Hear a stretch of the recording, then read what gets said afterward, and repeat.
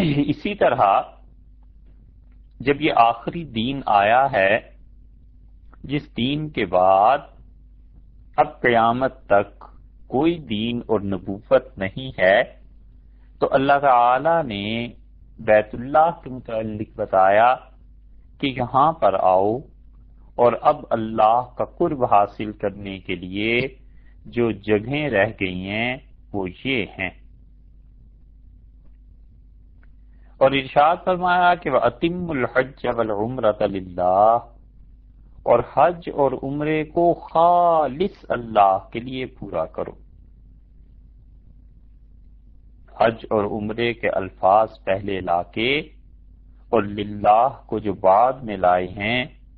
تو لغت کے اعتبار سے اس کا مفہوم یہی بنتا ہے کہ خالصتاً اللہ کے لیے صرف اور صرف اللہ کے لیے حج کرو، اور صرف اللہ کے لیے عمرہ کرو۔ یعنی حج اور عمرے کے سفر میں اللہ ہی کی رضا کی نیت ہونی چاہیے، اللہ ہی کی خوشی کی نیت ہونی چاہیے، اور اللہ تعالی کا قرآن پاک میں یہ ارشاد فرما دینا کہ حج اور عمرہ کرو،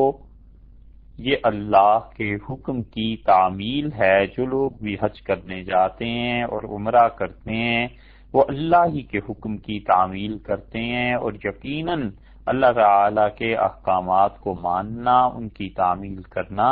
اللہ کی خوشی کا باعث ہے، اور اللہ تعالی اس سے خوش ہوتے ہیں۔